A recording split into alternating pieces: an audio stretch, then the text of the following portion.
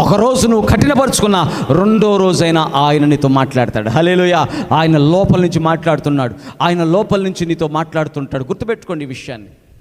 యేసు ప్రభువుని నమ్ముకొని బాప్తిజం తీసుకున్నాడు, పరిశుద్ధాత్మ దేవుడు నీలోకి వచ్చి నివాసము చేస్తున్నాడు.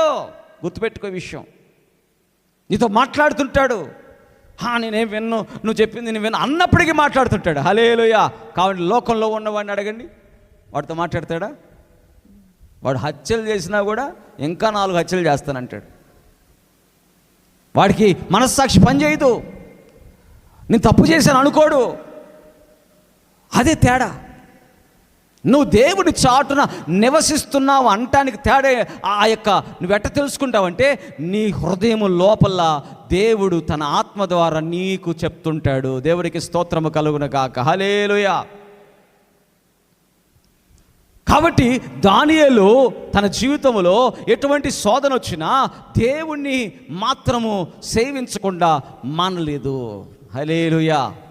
ఈరోజు దేవుని చాటును నివసించువారు సర్వశక్తిమంతుని యందు విశ్రమించువారు. హల్లెలూయా. ఇది మన టాపిక్ ఏంటి? మహోన్నతుని చాటు నివసించువారు సర్వశక్తుని నీడను విశ్రమించువారు. విశ్రమం అంటే హాయిగా నిద్రపోతారు. ఎవరికి నిద్ర లేదు? దానియేలు సింహాల బోన్లో ఉంటే ఎవరికి నిద్ర లేదు? రాజుకు నిద్ర లేదు. రాజు ఏం చేశాడు? రాజే కదా సింహాల బోన్లో వేసింది దానియేలుని. ఇదేంది నిద్ర? ఎవరికి ఉండాలి? రాజుకు నిద్ర లేదంట. పరుగెట్టుకుంటే ఉదయకాలం అసలు ఇంకా తెల్లారులా, పొద్దునే వచ్చాడు.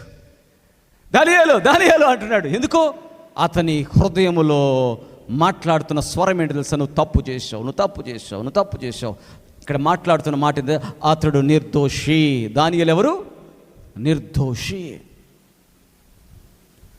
నిర్దోషి కాబట్టి అతను సింహాల బోన్లో వేశాడు కాబట్టి రాజుకు నిద్ర పట్ల. రాత్రంతా ఉపవాసం ఉన్నాడంట. రాత్రంతా అసలు తినలేదంట, ఏమి ముట్టుకోలేదంట మనస్సు. అందుకని అన్న దేవుని బిడ్డారా, నువ్వు అనుకుంటున్నావు డబ్బు సంపాదిస్తే నాకు సంతోషం వచ్చిందని. ఎట్టి పరిస్థితుల్లో రాదు. అది రాసి పెట్టుకోండి నేను చెప్పే మాట. ఒకవేళ వచ్చేటట్టయితే రాజుకి ఏం కొదువా? ఆహారం లేదా, లేకపోతే బంగారం లేదా, లేకపోతే ఆయన కోరుకుంటే ఒక పెద్ద వాయిద్యగాళ్ళు వచ్చి కూర్చునేవాళ్ళు కదా, పాటలు పాడేవాళ్ళు, లేకపోతే డ్యాన్సులు వేసేవాళ్ళు డ్యాన్సులు వేసి. కానీ అతని హృదయం ఏమైపోయింది? బాధ. ఎందుకు? నీతిమంతుడిని నేను ఎక్కడ వేసానో? సింహాల బోన్లో వేసాను. కాబట్టి దేవుని బిడ్డలారా, అతను ఉదయం వచ్చాడు, మాట్లాడాడు. నేను నిర్దోషిని కాబట్టి దేవుడు తన దూతలను పంపించి సింహాల నోళ్లను మూసి ఉంచారు. ఎప్పటిదాకా మూసి ఉంచారు? ఎప్పటిదాకా? దానియేలు తిరిగి మరలా సింహాల బోన్లో నుంచి బయటకు వచ్చేదాకా. దేవునికి స్తోత్రం చెప్పండి. హల్లెలూయా. చెప్పండి గట్టిగా, హల్లెలూయా. ఆ తర్వాత ఎవరైతే దానియేలు మీద కుట్రలు పన్నారో వారిని అన్నాడు రాజు, వీరిని తీసుకెళ్ళి ఆ యొక్క సింహాల గుహలో వేయండి అన్నాడు. హల్లెలూయా. సింహాల గుహలో చెప్పండి అమ్మా. ఇప్పుడు చదువుదాం చూడండి. దానియేలు గ్రంథం 6వ అధ్యాయం 23వ వచనం చదవండి అమ్మా. 23 నుంచి. రాజు ఇందును గూర్చి అతి సంతోషభరితుడై దానియేలును గుహలో నుండి పైకి తీయుడని ఆజ్ఞ ఇయ్యగా బంట్రోతులు దానియేలును బయటకు తీసిరి. అతడు తన దేవుని యందు భక్తి గలవాడైనందున అతనికి ఏ హానియో కలగలేదు. తర్వాత రాజు ఆజ్ఞ ఇవ్వగా దానియేలు మీద నింద మోపిన ఆ మనుషులను వారు తోడుకొని వచ్చి సింహముల గుహలో పడద్రోసిరి. వారిని, వారి కుమారులను, వారి భార్యలను పడద్రోసిరి.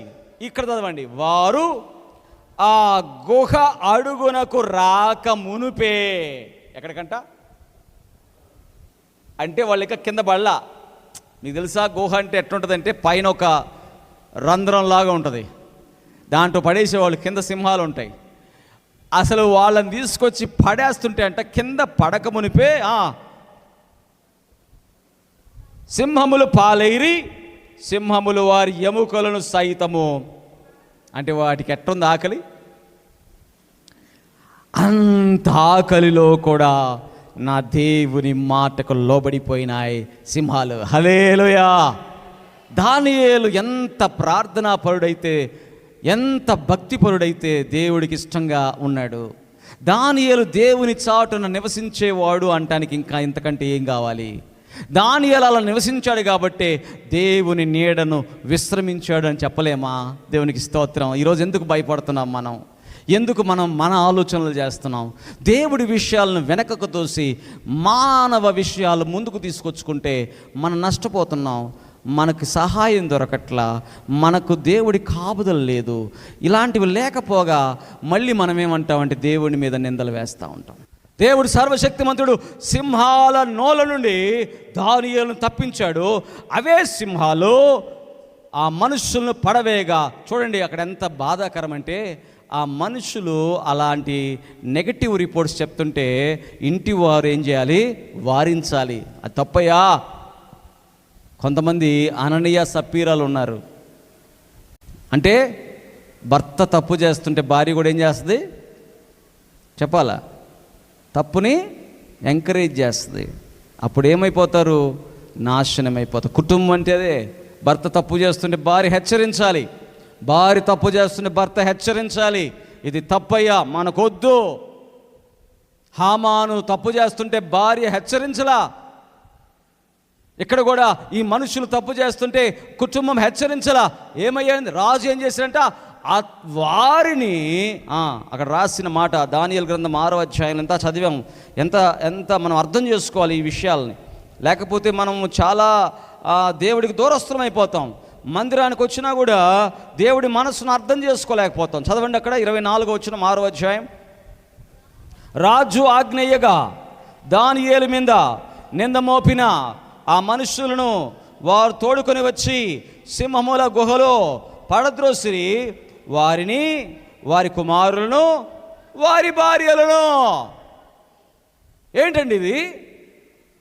వారిని, వారి కుమారులను, వారి భార్యలను. అంటే ఇంటి యజమానుడు తప్పు చేస్తున్నాడు అంటే ఆ తప్పులో భాగము అతని భార్యకి, అతని పిల్లలకి కూడా.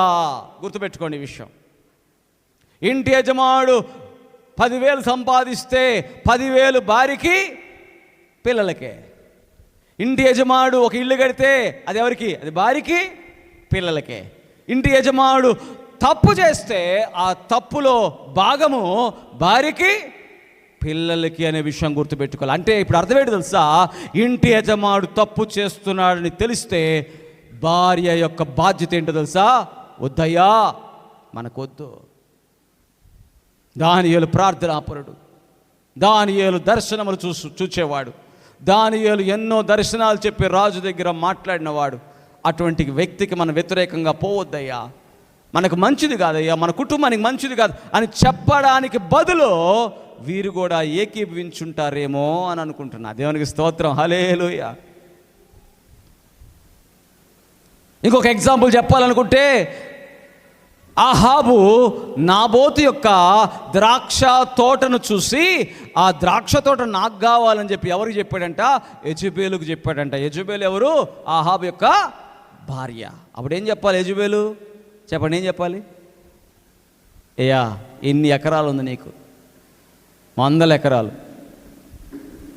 నువ్వు ద్రాక్ష తోట కావాలంటే ఆ 100 ఎకరాల్లో నువ్వు వేసుకోవచ్చు కదా. కానీ నీతిమంతుడు నాబోతుకున్న ఒక్క ద్రాక్షరసం, ఆ ద్రాక్ష తోట, అది నీకు అవసరమా అని చెప్తే ఎంత బాగుండేది. యెజెబెలుకి ఎంత మంచి పేరు ఉండేది. యెజెబెలు ఏం చేసింది? నీకు ఆ ద్రాక్ష తోట కావాలా? ఎట్లాగైనా నీకు ఇప్పిస్తా. ఏమంది? చెప్పండి, ఏమంది?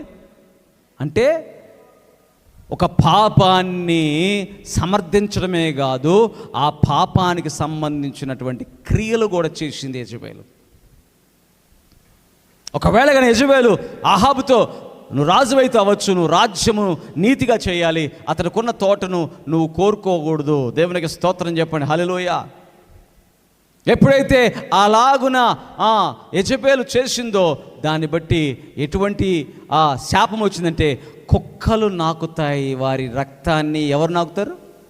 ఎవరు? ఇప్పుడు ఆ యెజబేలు రక్తము, ఆహాబు రక్తం, కుక్కలు. ఇక్కడ చూస్తే వీరి యొక్క కుటుంబాలు కూడా ఏమైపోయినాయి? సింహాల నోలలో పడి వారి ఎముకలు సైతం పిప్పిగా చేసి పడేసినాయి. మరి అననీయ సప్పీరా కూడా చూస్తే, అననీయ ఏదైతే తప్పు చేస్తుంటే సప్పీరా కూడా ఏం చేసింది? ఏకీభవిస్తే 2 శవాలు శిష్యులు తీసుకెళ్ళి పాతి పెట్టారని రాయబడింది. దేవుని బిడ్డలారా, ఈరోజు మనం అర్థం చేసుకోవాలి ఏంటంటే, మహోన్నతుని చాటున నివసించే వారిమిగా మనమందరము ఉందుము గాక. ఆమేన్.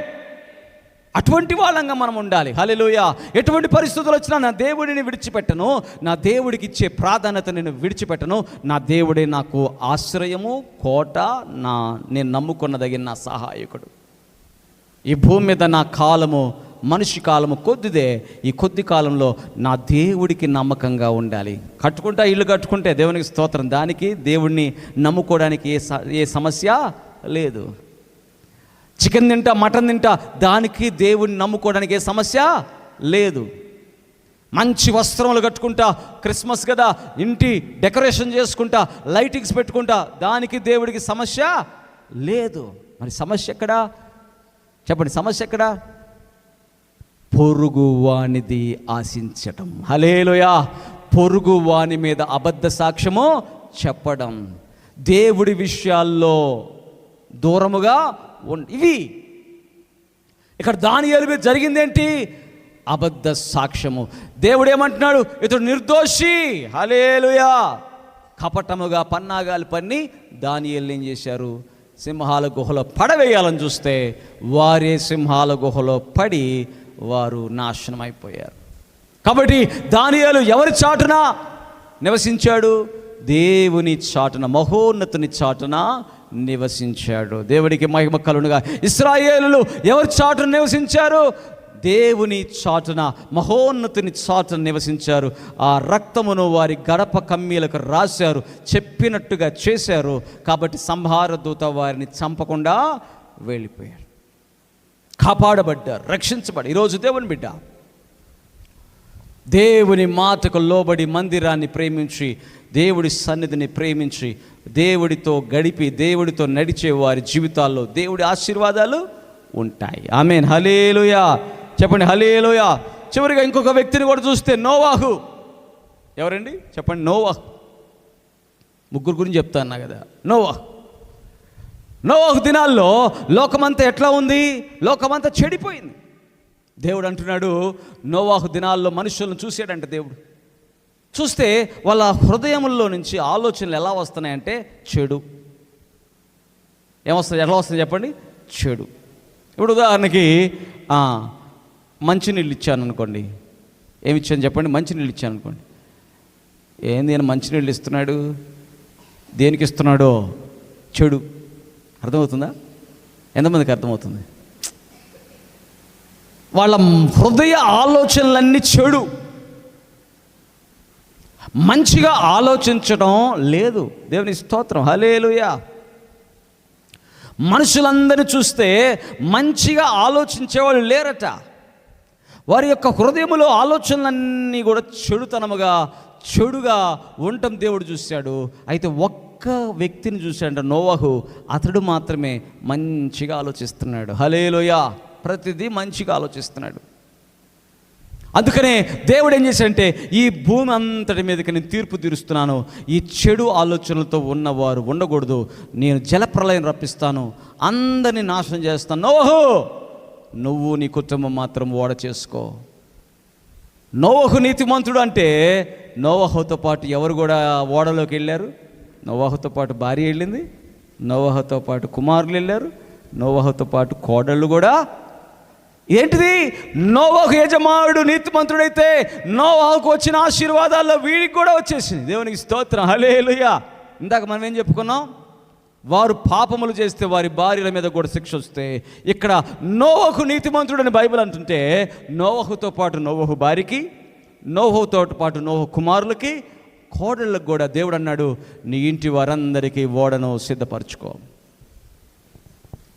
అంటే నోవహు ఎవరి దగ్గర నివసించడానికి ఇష్టపడ్డాడు? నోవహు బంధువులు లేరా? ఉన్నారా లేరా? ఉండుండరా? బాబాయిలు, పిన్నమ్మలు, చిన్నమ్మలు, పెద్ద నాన్నలు, లేకపోతే అత్తమ్మలు, మామయ్యలు ఉండరా? ఉండరా? తాతయ్యలు, బాబాయిలు ఏముండరా? అలాంటి వారు ఉన్నా కూడా అతడు ఎవరి దగ్గర నివసించడానికి ఇష్టపడ్డాడు? ఇది ప్రశ్న. ఓడను కడుతున్నాడు నోవహు, అందరు ఎగతాళి చేస్తున్నారు, హీనపరుస్తున్నారు, హేళన చేస్తారు. రూపాయి రాదురా, ఏదైనా ఓడగట్టు ఎవడికి రా పలానా దగ్గర ఉందంట, 4 రూపాయలు వస్తాయి రా. వెళ్తున్నాడు, ఒకవేళ 4 రూపాయలు వస్తే 4 రూపాయలు తీసుకుని మళ్ళీ వచ్చి ఓడగడుతున్నాడు. మళ్ళీ ఓడగడతావేందిరా పిచ్చోడా? ఎందుకు ఇక్కడ ఓడగట్టి ఏం చేయాలి? చెప్పు, ఓడగట్టి ఏం చేయాలి? ఈ రోజుల్లో అట్లా అనేవాళ్ళు లేరా? ఏమని? ఆ మందిరానికి వెళ్ళి ఏం చేయాలి? ఆ మందిరంలో శుభ్రపరిచి నీకేందంట, ఆ మందిరంలో గోడ కడితే నీకేందంట, ఆ మందిరంలో దేవుడి యొక్క మందిరంలో పనిచేస్తే నీకేమొచ్చింది అనేవాళ్ళు లేరా? ఆ మందిరంలో కాగితాలు ఎత్తుతావా, నువ్వేనా బిచ్చగాడివా కాగితాలు ఎత్తుతావు అని ఎగతాళి చేసేవాళ్ళు లేరా? ఖచ్చితంగా ఉంటారు. దేవుడి మందిరములో నేను పనిచేస్తున్నానంటే నేను దేవుడిని ఇష్టపడుతున్నాను, దేవుడిని ప్రేమిస్తున్నాను, దేవుడి దృష్టిలో నీతిమంతుడిగా ఉన్నాను, దేవుడి దృష్టిలో నిందారహితుడిగా ఉన్నాను, దేవుడి చిత్తమును జరిగించేవాడిగా ఉన్నాడు, దేవుడు చెప్పినట్లు చేసేవాడిగా ఉండడానికి నేను లోకములో ఉన్నవారు హెగతాలు చేసినా, హేళన చేసినా, హీనపరిచినా నా దేవుడి కోసం చేస్తున్నాను. హల్లెలూయా. ఇది రావాలా? నోవహు ఎవరి దగ్గర నివసించడానికి ఇష్టపడ్డాడంటే దేవుడి దగ్గర నివసించడానికి ఇష్టపడ్డాడు. హల్లెలూయా. ఇటు ఓడగడుతున్నాడు, ఇటు పని చేసుకుంటున్నాడు, ఇంటిని పోషించుకుంటున్నాడు, ఇంటిని సంరక్షించుకుంటున్నాడు, మళ్ళీ వచ్చి ఓడగడుతున్నాడు. అంటే తన ఇంటి వారిని సంరక్షించుకుంటూ దేవుడి పని చేయకుండా ఉండలేదు, దేవుడి పని చేస్తూనే ఉన్నాడు. ఒక రోజు వచ్చింది, ఆకాశవాకిళ్ళు విప్పబడే ముందు దేవుడు అంటున్నాడు, నోవహు నీవు నీ ఇంటి వారు ఆ కిటికీల గుండా లేకపోతే ఆ ద్వారముల గుండా ఆ ఓడలోకి వెళ్ళండి అయ్యా అంటాడు. వీళ్ళందరూ ఆ ఇంట్లో నుంచి సామాన్లన్నీ తీసుకున్నారో లేకపోతే ఏంటో తెలియదు, కానీ అందరు వెళ్ళిపోయి చెప్పండి అప్పుడు ఏమనుకుని ఉంటారు? ఉదాహరణకి ఇప్పుడు మీకు 3 రోజులు మందిరంలో కోటాలు అనగానే మీరు వస్తున్నారు అనుకోండి, కనీసం ఎవడో ఒకడు అంటాడు 3 రోజులకే 3 రోజులు ఆడబోతున్నావు, ఆయన చికెన్ పెడతాడా, మటన్ పెడతాడా? ఆయన ఏమన్నా ఏందా చలిగా పోయి ఏం చేస్తారయ్యా మీరు ఆడ? చలి వచ్చినా, పాములు వచ్చినా, తేళ్ళు వచ్చినా, మండ్రగబ్బలు వచ్చినా, ఎటువంటి సమస్యలు వచ్చినా నా దేవుని ఆరాధించడానికి నేను వెళ్ళాల్సిందే. చప్పట్ల కొట్టండి, గట్టిగా కొట్టాలి. హల్లెలూయా. సమాజముగా కూడాల్సిందే, దేవుణ్ణి ఆరాధించాల్సిందే. అరణ్యములో ఇశ్రాయేలు ప్రజలు దేవుణ్ణి ఆరాధించడానికి వెళ్ళారు. నోవహు కూడా తన కుటుంబాన్ని తీసుకొని దేవుడు చెప్పినట్టుగా ఆ ఓడలోకి వెళ్ళాడు. హేళన చేసేవాళ్ళు చేశారు, ఎగతాళి చేసేవాళ్ళు చేశారు, హీనపరిచేవాళ్ళు హీనపరిచారు. వాళ్ళెవ్వరిని చూడలా. నా దేవుని చాటున, మహోన్నతిని చాటుని నివసించాలనుకున్నాడు. లోపలికి వెళ్ళాడు. ఏమైంది? సర్వశక్తుని నీడను విశ్రమించువాడు. వర్షాలు పడుతుంది, వర్షం పడింది, ఓడ పైకి లేస్తుంది. అందరూ హాహాకారాలు చేస్తారు. అయ్యో నోవహు, రే నీ చిన్నాన్నరా, రే నీ బాబాయిని రా, రే నీ పెద్దనాన్నరా, అయ్యో ఓ నోవహు తలుపుది కిటికీది లోపలికి వస్తా. నో, లేదు, ఇక అయిపోయింది సమయం, నన్ను కూడా తీసుకెళ్ళు. లేదు. ఈరోజు దేవుని బిడ్డ, నువ్వు దేవుని యందు విశ్వాసం ఉంచావు, యేసు క్రీస్తునందు విశ్వాసం ఉంచావు, యేసు రక్తంలో కడగబడ్డావు, బాప్తిసం తీసుకున్నావు, వచ్చావు ప్రభు దగ్గరికి, నీవు దేవుడి చిత్తములోకి నడుస్తూ కొనసాగుతున్నావు అంటే నీవు ఆ రోజు ఓడలో విశ్రాంతి, ఈరోజు మనకు నిత్య జీవములో విశ్రాంతి. కొడదమ్మా చప్పట్లో ఒకసారి గట్టి కొట్టాలి. హల్లెలూయా. అవిశ్రాంతిలోకి వెళ్ళడానికి ఇప్పుడే సిద్ధపడాలి. ఇక్కడ ఈ భూమి మీద సిద్ధపడాలి. నీ పనుందో చేసుకో, పని చేసుకోవద్దని నేను అంటానా? నీ శరీరానికి కావలసిన ఆహారాన్ని సంపాదించుకోవడానికి నీవు కష్టపడి చేతులతో పని చేసుకో. హల్లెలూయా. పని చేసుకుంటున్నానని చెప్పి దేవుని మందిరాన్ని విడిచిపెట్టకూడదు. నోవాహు తన ఇంటి వారి కష్టార్జితం చేసి ఆ పని చేసుకున్నాడు. ఓడ కట్టడం మానేశాడా? మానేలా. దానియేలు ఆ రాజు చెప్పాడు శోధన వచ్చిందని ప్రార్థన చేయడం మానేశాడా? చెప్పండి, మానేశాడా? సింహాల గుహలో వేస్తాడని తెలిసినా కూడా మానేశాడా? మానేలా. ఈరోజు దేవుని బిడ్డ, మనకు కూడా శోధనలు వస్తాయి, ఖచ్చితంగా వస్తాయి. మనలో కూడా హేళన చేసేవాళ్ళు ఉంటారు. కానీ నేను మహోన్నతిని చాటున నివసించేవాడిని. హల్లెలూయా. సంతోషము ఆనందం వారి హృదయాల్లో నింపబడును గాక. ఆమేన్. వారు నిత్యము దేవుని స్తుతించుదురు గాక. చెప్పండి గట్టిగా ఆమేన్. అట్టి కృప దేవుడు మనకు దయచేయును గాక. ఆమేన్.